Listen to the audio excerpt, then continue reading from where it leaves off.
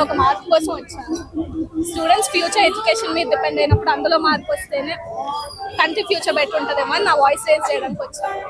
ఎక్కడి నుంచి వచ్చినావు? అంబర్పేట్. ఇక్కడేనా? ఏం సిజేపీ పార్టీకి ఇప్పుడు మద్దతుగా వచ్చారా మీరు? ఏం చెప్పాలనుకుంటున్నారు? నేనేం చెప్పాలనుకోలేదు. యూత్ కి ఏం కావాలో యూత్ తెలుసు కాబట్టి వాళ్ళు వాయిస్ రేజ్ చేస్తే మార్పు వస్తుంది కంట్రీలో. కంట్రీ బెటర్మెంట్ కోసం యూత్ వాయిస్ రేజ్ చేయాలి. అంటే ఏంది కంట్రీ బెటర్మెంట్ అంటే ఏం కావాలి? ఓకే, ఎడ్యుకేషన్ సిస్టమ్ ఏనా ఇంకేమన్నా? మొత్తం మెయిన్ ఎడ్యుకేషన్ సిస్టమ్ అది సరిగ్గా ఉంటేనే కదా మనం బెటర్ ఉండేది, మన ఫ్యూచర్ బెటర్ ఉండేది. ఇప్పుడు అన్ని కంట్రీస్ ఒక స్థాయిలో ఉన్నాయంటే వాళ్ళ ఎడ్యుకేషన్ బెటర్ ఉండడం వల్ల. ఇండియా ఒక బెటర్ ప్లేస్ లో ఉండాలంటే ఎడ్యుకేషన్ సిస్టమ్ కరెక్ట్ ఉండాలని. పేపర్ లీకేజ్ అనే కాదు, ఫ్యూచర్ లో కూడా స్టూడెంట్స్ చనిపోకూడదని, వాళ్ళ ఫ్యూచర్ బెటర్గా ఉండాలని. మేము గవర్నమెంట్ కి సర్వీస్ చేయాలనుకునే వాళ్ళం. మాకే ఏం క్లారిటీ లేకపోతే గవర్నమెంట్ నేను నమ్ముతామన్నా.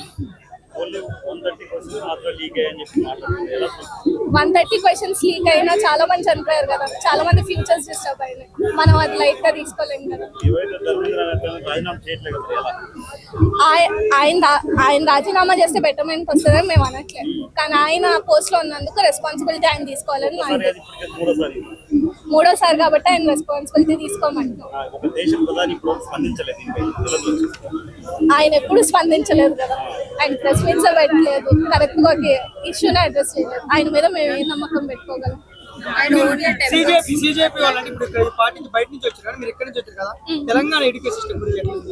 తెలంగాణ ఎడ్యుకేషన్ సిస్టమ్ కూడా ఏం బెటర్మెంట్ లో లేదు, కానీ సెంట్రల్ లో మారితే స్టేట్ వైజ్ మారడానికి ఇంకొంచెం హోప్ వస్తుందని. కంట్రీని రూల్ చేసే వాళ్ళు మారితే మేము స్టేట్ ద్వారా తర్వాత వెళ్తాము. ముందు మెయిన్ సిస్టమ్ మారాలి కదా. ప్రపంచంలో ఏ మార్పు అయినా కూడా యువత వల్లే సాధ్యం అవుతుంది. ఇప్పటి వరకు ప్రపంచంలో జరిగిన ప్రతి పెను మార్పు వెనుక కూడా యువతే ఉన్నారు. బట్ ఈసారి మాత్రం భారతదేశం దాన్ని అందుకోవడంలో కొంచెం వెనకబడిందని నాకు అనిపించింది. నిజానికి గత 4-5 సంవత్సరాలుగా ప్రపంచంలో యువత అనేక చోట్ల అనేక ఉద్యమాలు చేస్తున్నారు, అనేక మార్పులకు కారణమవుతున్నారు. లేట్ గా అయినా కూడా భారతదేశంలో ఇది అందుకుంది. దానికి మనం ధర్మేంద్ర ప్రధానికి ఒక థ్యాంక్స్ కూడా చెప్పుకోవాలి. అతను అంత దారుణంగా లేకపోయి ఉంటే బహుశా ఈ యువత నిద్ర కూడా లేచి ఉండేది కాదు. ఫైనల్ గా నిద్ర లేచింది. ఇది ఒక మార్పుకి కారణం అవుతుందని, ఇది కొనసాగుతుందని నేను ప్రశ్నించడం ముఖ్యమండి. ప్రశ్న వల్ల వచ్చే సమాధానాల వల్ల ఏ మార్పు అయినా వస్తుంది. ఇప్పటిదాకా భారతదేశంలో ప్రశ్నించడాన్ని ఒక రకంగా నిషేధించారు. ప్రశ్నించారంటే మీరు దేశద్రోహి అంటున్నారు. ప్రశ్నించడమే దేశభక్తి. ప్రశ్నించడం లేదు అంటే మీరు దేశద్రోహులు. సో అంటే ఇది ఒక తొలి అడిగే. నేను ఈ రోజే ఏదో అయిపోతుందని నేను అనుకోవట్లేదు, కానీ ఒక ప్రశ్నించడం అంటూ మొదలు పెట్టి ప్రశ్నించడం దేశభక్తి అంటున్నారు. మరోవైపు జై శ్రీరామ్ అంటే దేశభక్తి అని వాళ్ళు అంటున్నారు కదా. జై శ్రీరామ్ వల్ల ఏం జరిగింది?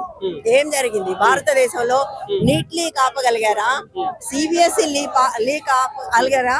ఉద్యోగాలు ఇవ్వగలిగారా? దేశంలో తిండి పెట్టగలుగుతున్నారా? ప్రపంచంలో ప్రతి సూచిలో మనం ఎందుకు అట్టడుగుకు జారిపోయాం? జై శ్రీరామ్ లో తప్పు లేదు, నేను తప్పుది అనట్లేదు, కానీ అది తిండి పెట్టదు, అది ఉద్యోగాలు ఇవ్వదు, అది దేశాన్ని పురోగతిలోకి తీసుకుని వెళ్ళదు. ప్రశ్నించాలి, మంచి ఎడ్యుకేషన్ ఇవ్వాలి. ఇవాళ మనం ఈ దేశంలో 2 కాపాడుకోవాలి. ఒకటి విద్య, రెండోది పర్యావరణం. ఈ 2 కాపాడుకోకుండా ఏ నినాదాల వల్ల ఏ ఉపయోగం లేదు.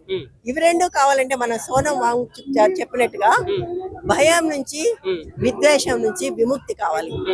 ఈ మూమెంట్ అటువైపు దారితీస్తుందని నేను అనుకుంటున్నాను. లేదు, మనువాదానికి అంబేద్కర్ వాదానికి మధ్యలో జరుగుతున్న యుద్ధం లాగా ఉందని మాట్లాడుతున్నారు. ఏమైనా అనొచ్చండి, ఇట్స్ ఓకే. అన్ని రకాల వాళ్ళు రావాలి. ఇది ఒక ఇంద్రధనస్సు. భారతదేశమే ఒక ఇంద్రధనస్సు. అన్ని రకాల భావజాలాలు, కల్చర్స్, అనేక రకాల భాషలు ఉంటాయి. అన్ని రకాల వాళ్ళు వస్తున్నారు, రానివ్వండి. మనం ఈ రోజే ఒక ఎజెండా ఉండాలని ఎందుకు అనుకోవాలి? ఒకటే ఎజెండా ప్రశ్నించడం, ఒకటే ఎజెండా భారతదేశాన్ని ముందుకు నడిపించడం. దానికి ఏ భావజాలం అయినా రానివ్వండి, అందరం ఐక్యంగా పనిచేద్దాం. మనం కామన్ ఎజెండా ఏదో చూసుకుందాం. అందరికి ఇప్పుడు ఏం కావాలి?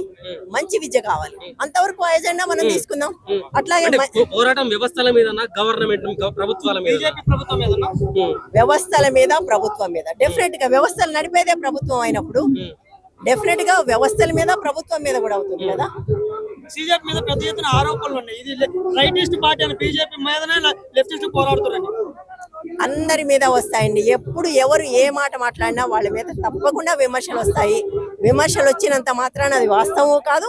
పైగా కార్యాచరణ అనేది ఉంటుంది కదా. నిన్నగాక మొన్న పుట్టారు, ఇప్పుడే ఎందుకు మనం ఆరోపణలు చేయటం, ఇప్పుడే ఎందుకు అభాండాలు వేయటం, ఇప్పుడే ఎందుకు ఆరోపణలు చేసి వాళ్ళని వెనక్కి పంపించాలని చూద్దాం ఏం జరుగుతుంది. సంబంధించిన నేతలు ఎక్కువ దీంట్లో lead ఉండొచ్చండి, ఉండొచ్చు. అందరూ వచ్చారు, అనేక వైపుల నుంచి అందరూ వచ్చారు. ఒక్క ఆ పార్టీ అని నేను అనుకోవట్లేదు, అనేక పార్టీల నుంచి వచ్చారు. ఎందుకు ఉండకూడదు అంటున్నాను, ఎందుకు ఉండకూడదు. అన్ని పార్టీల వాళ్ళు రావాలి అని నేను కోరుకుంటున్నాను. ఈ పార్టీ ఆ పార్టీ అని కాదు, బీజేపీ నుంచి కూడా రావాలి. ఎందుకంటే వాళ్ళ పిల్లలు కూడా సిబిఎస్ఈ పరీక్షలు రాశారు, వాళ్ళ పిల్లల పేపర్లు కూడా లీక్ అయ్యాయి, వాళ్ళ పిల్లలు రాసిన నీట్ పరీక్ష కూడా రద్దయింది. సో బీజేపీ వాళ్ళు కూడా రావాలి. ఎందుకు రావద్దు, అందరూ రావాలి. దీనిలో నీట్ క్వశ్చన్స్ మొత్తం లీక్ కాలేదు, కేవలం 135 క్వశ్చన్లు మాత్రమే లీక్ అని చెప్పి అధికారులు ప్రెస్ మీట్ పెట్టి మాట్లాడారు. నీట్ అనేది ప్రతి సంవత్సరం లీక్ అవుతుంది. గత 6 సంవత్సరాల్లో 5 సంవత్సరాల్లో 3 సార్లు అఫీషియల్ గా లీక్ అయిందని చెప్పారు. కానీ ఈసారి లీక్ చేసిన వాళ్ళ పిల్లలకు లాస్ట్ ఇయర్ ఎంబీబీఎస్ సీట్లు వచ్చాయి అంటే అర్థం ఏంటి? అదే కోచింగ్ సెంటర్స్ కి లాస్ట్ ఇయర్ భారీగా సీట్లు వచ్చాయి అంటే అర్థం ఏంటి? లాస్ట్ ఇయర్ కూడా లీక్ అయింది. అంటే భారీగా లీక్ అయితే తప్ప ప్రభుత్వం ఒప్పుకోవట్లేదు, కానీ ప్రతి సంవత్సరం లీక్ అవుతూనే ఉంది. అది మనం మర్చిపోకూడదు. బీజేపీ మూవ్మెంట్ ప్రధానంగా ధర్మేంద్ర ప్రధాన్ రాజీనామా చేయాలని, కానీ అక్కడ ఉన్న అధికారులు తప్పు చేస్తే కేంద్ర మంత్రులు ఎట్లా రాజీనామా చేస్తారో అది కరెక్ట్ కాదు బీజేపీ నాయకులు చెప్తున్నారు. ఒకసారి లీక్ చేస్తే అధికారుల పొరపాటు, 2 సార్లు జరిగితే అది నేరం, 3 సార్లు జరిగితే ఏంటి? అది కూడా ఒప్పుకున్నది. ఒప్పుకునే 3 సార్లు అంటే అర్థం ఏంటి? వాళ్ళు అసమర్థంగా ఉన్నారని. అంటే నువ్వు లీక్ ను కూడా ఆపలేకపోయాక అక్కడ ఎందుకు కూర్చోవాలి?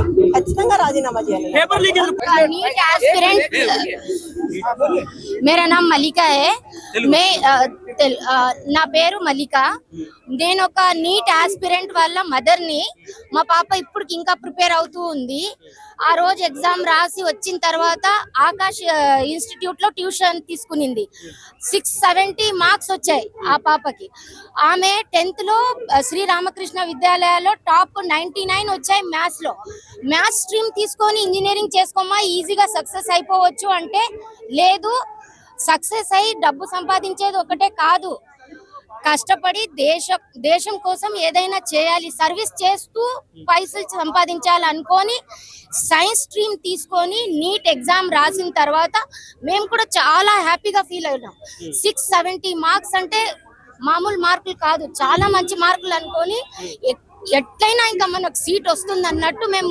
చాలా హ్యాపీగా ఉన్నప్పుడు ఈ న్యూస్ రాగానే 3 days సివియర్ డిప్రెషన్ నేను అసలు 1 hour కూడా ఆమెకి ఒంటరిగా వదిలేసి బయట వెళ్ళలేని పరిస్థితి ఒక వెజిటేబుల్స్ కొనడానికి బయట వెళ్ళలేని పరిస్థితి నేను లేకపోతే మా వారు ఉండాలి అలా అయిపోయింది పాప మళ్ళీ సూసైడ్స్ 6-7 సూసైడ్ చూడంగానే ఆమె అసలు ఎవరితో మాట్లాడడం అంత మానేసింది ఎంత కష్టంలో ఉన్నామంటే మేము ఇప్పుడు మా ఈ ప్లాట్ఫామ్ ఇచ్చారు వీళ్ళు కాక్రోచ్ జనతా పార్టీ వచ్చి మా బాధలు చెప్పుకోవడానికి ఇప్పుడు కూడా ఎగ్జామ్ రాయడానికి ఎట్లో మళ్ళీ రెడీ అయింది కానీ ఇప్పుడు కూడా ఏమవుతుంది మమ్మీ ఇప్పుడు కూడా లీక్ అవుతే మళ్ళీ ఏం చేయాలి మేము అంటే దానికి ఆన్సర్ లేదు ధర్మేంద్ర ప్రధాన్ అనకండి అధర్మేంద్ర ప్రధాన్ అనాలి ఆయనకి సిగ్గు శరం ఇంతన్నా ఉంటే ఆయనే ముందుకొచ్చి రాజీనామా ఇవ్వాలి ఇచ్చి వేరే ఆయన వల్ల కావట్లేదు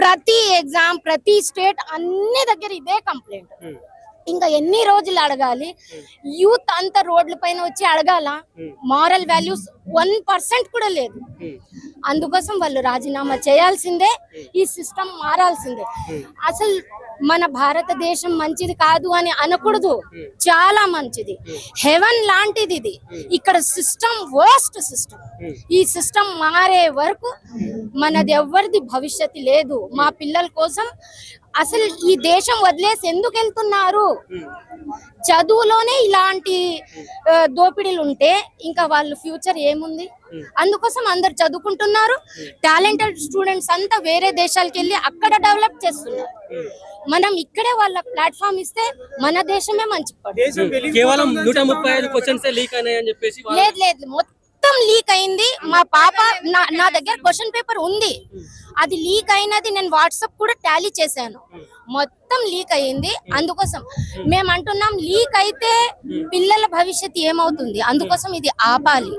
ఇదే ఈ మెసేజ్ నాది మీ ద్వారా కన్వే నీట్ చేస్తున్నాను. పేపర్ లీక్ అయింది కదా, మీ పిల్లల మీద మీరు ఎన్ని ఆశలు పెట్టుకున్నారు? చాలా.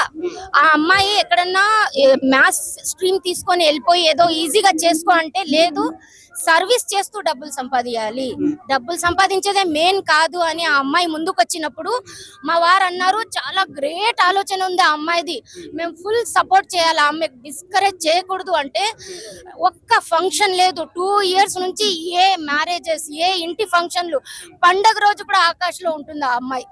అలా కష్టపడిన తర్వాత ఇలా అయ్యిందంటే, ఇలా అసలు ఆ డిప్రెషన్ ఆమె ఏడ్చింది నాకు ఎలా అనిపించిందంటే, నేను చచ్చిపోయినప్పుడు అలా ఏడుస్తుందేమో ఆమె, అలా అనిపించింది నాకు. అలా అనిపించింది. ఎలా ఉందంటే ఆమె బాధ, ఇప్పుడు మళ్ళీ ఏమవుతుంది మమ్మీ, మళ్ళీ లీక్ అవుతుందా, ఇప్పుడు ఏమో అంత సోలో పెట్టి చాలా జాగ్రత్తగా పేపర్ రెడీ చేస్తున్నారంట. మమ్మీ నువ్వు ఏమంటావు, ఇప్పుడు మళ్ళీ లీక్ అవ్వదు కదా, రోజు ఇదే క్వశ్చన్. నేనేం చెప్పలేనమ్మా అంటే, ఏం సిస్టమ్ మమ్మీ, ఏం సిస్టమ్, ఎప్పుడు మారుతుంది, అసలు మేము ఇంత స్ట్రగుల్ చేసి ఏం లాభం అంటే ఆ క్వశ్చన్ కి ఏం ఆన్సర్ ఇవ్వాలి? ఇప్పుడు ఏం కాదమ్మా, ఇప్పుడు ఏం కాదు, ఎవరిది హార్డ్ వర్క్ ఊరికే పోదు, మీ ఉసురు తగులుతుంది వాళ్ళకి అని కూడా ఒకసారి అంటాను. కానీ మమ్మీ ఇవన్నీ మాటలే మమ్మీ, ఏం చేంజెస్ లేవు, మళ్ళీ ఏమవుతుందో. రోజు టెన్షన్ తోనే పడుకుంటుంటాం మేము.